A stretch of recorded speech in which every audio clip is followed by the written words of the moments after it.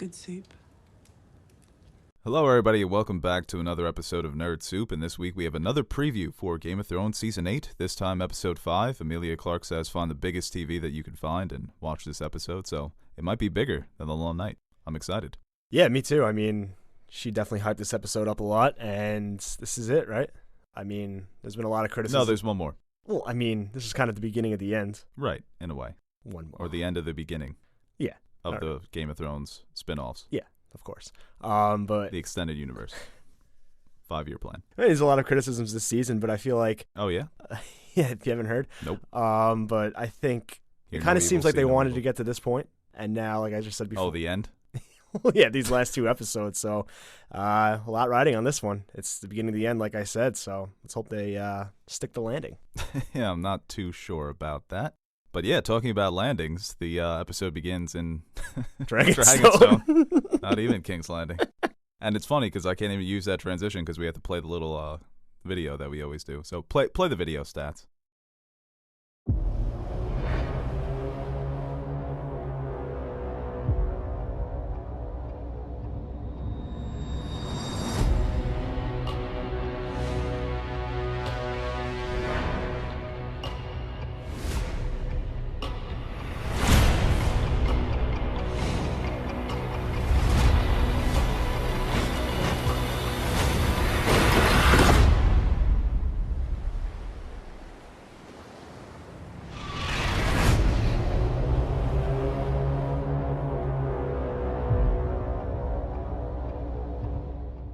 Yeah, so we're here in Dragonstone. Tyrion approaches Daenerys in the war room, and this shot goes with another photo that they released for this episode where it's more of a close-up on Daenerys and her hair is unbraided. She's not the mad queen, she's the sad queen. You can see that it's just weighing on her, all the loss that she suffered. When you really think about it, all the people that were close to her, all the people that she loved, talk about Jenny's song, the ones who loved her the most, they are all kind of just being picked off here.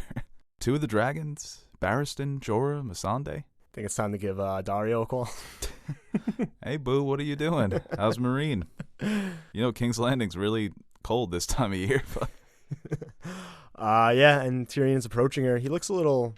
I think he knows the state she's in right now after going through the loss of one of her children and Missandei. And last episode, we heard Sansa kind of deduce that Tyrion is kind of scared of Daenerys. And he says, you know, all... monarchs should inspire fear in their subjects or something along those lines, but when you're the hand of the queen, maybe you shouldn't be scared to approach her? Is there a way that you can't be scared of Daenerys? Maybe he's not as scared anymore since she lost another dragon, but she is the dragon queen. I mean, people are going to fear you no matter what. It's a tough time. I hope in this moment we get just a somber reflection on her life so far, because I always say that when you compare her to a character like Jon Snow, she's really somebody that's just been on the run her entire life. She's never had a home. And somebody referenced on Twitter that somebody get this woman a house with a red door and a lemon tree. Mm-hmm. Because that's all she's ever wanted. She wanted someplace where she can feel comfortable and safe. And she thought that's what King's Landing would give to her. And so far it hasn't. It's actually been the worst experience of her life so far. You think so? I hope we get some sort of reflection from Emilia Clarke with Tyrion in the room. And maybe she doesn't go Mad Queen.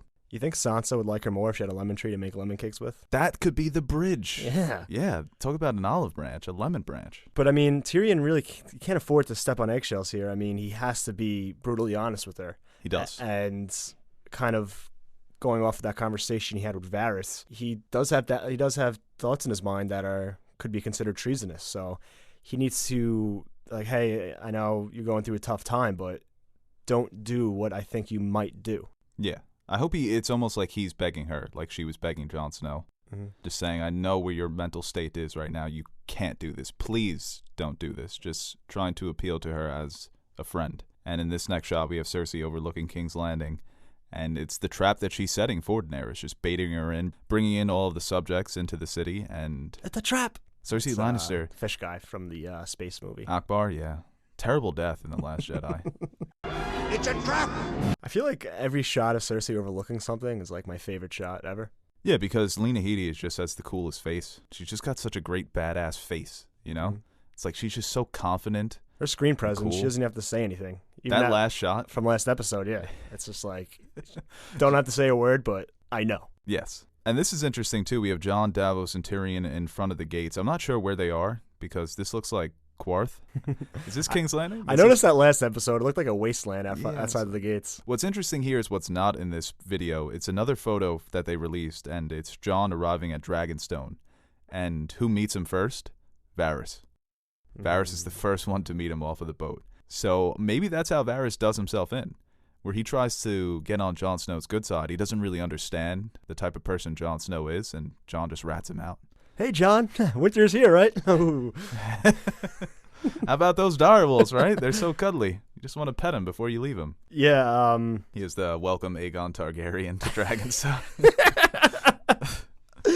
Welcome home, buddy. I mean, as much as the focus might be on Cersei this episode, I think it all boils down to what happens between Jon and Daenerys and Varys and Tyrion and how this dynamic plays out because... Well, Jon he begins at Dragonstone and now he's with Tyrion and Davos in front of King's Landing. Mm-hmm. So I wonder what happened in between there. Because Tyrion's got to address it as well. Yeah.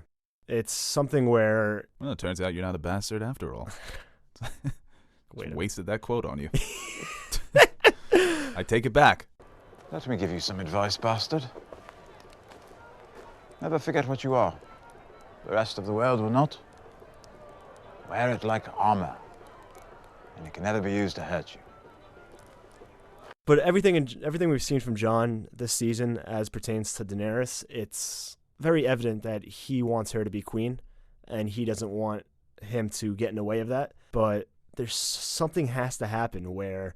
And this is why, as much as I don't see the Mad Queen Daenerys playing out, that's something that if that does play out, where Jon would have to take a step back and have to stake his claim as Aegon Targaryen, rightful heir of the Iron Throne. No matter how bad he doesn't want it, he can't sit back and let something like that happen. That's not in his nature. That's not his character.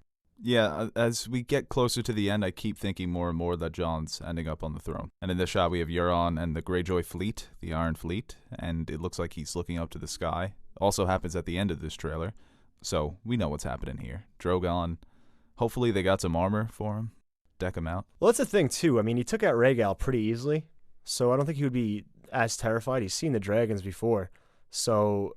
Well, the inconsistency here. I mean, what has changed? We obviously don't see... He looks up and we don't see him, so maybe if he does have, like, a fucking suit of armor or something, or I've heard people... I don't think this is true at all. Yeah, I don't know about this. But people are like, oh, there's multiple dragons somehow where... He summoned them from old Valyria? I don't know. They don't even have budget to pet ghosts. Do we ever see that? Maybe that's what they used the budget for. They used the budget for not petting ghosts on the multiple dragons. Fake dragons that are not going to show up. Right. Did we see that shot of Drogon blowing fire in that dark area yet? No. It's like, what if that's like, he has like a low-key nest on There's been a couple of shots. Yeah, right. 4, 5, and from episodes 4, 5, and 6. Drogon blowing the fire. Sansa overlooking the dragons leaving was also in that first trailer. And Tyrion looking up at Cersei. And they kind of cut it together where it looked like Tyrion was looking up at a dragon, but it was really Cersei. So no, we haven't seen that shot yet. And I'm still wondering, where could he be? Everybody thought that was going to be the Battle of Winterfell. Or maybe that's just not even in the show. It could have been a mislead.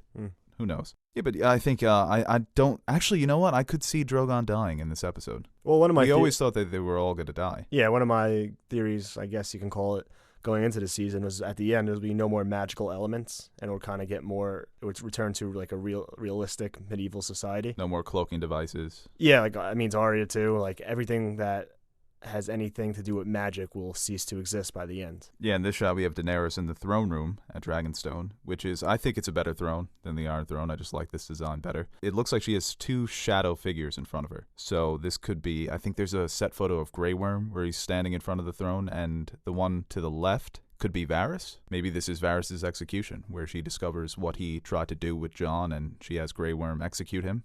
You think of Varys, like Jon arrives at Dragonstone, Varys says, hey, listen, this is what I heard Daenerys say after what happened to Missandei, what happened to Rhaegal, and we can't let this happen. And Jon just goes right to Daenerys. Maybe, yeah. That would be a good move for Varys. I think she's unhinged. We can't trust her. So, well, she's my queen. So, but we've seen Stark men rebel against a Targaryen monarch before. It's going to be interesting.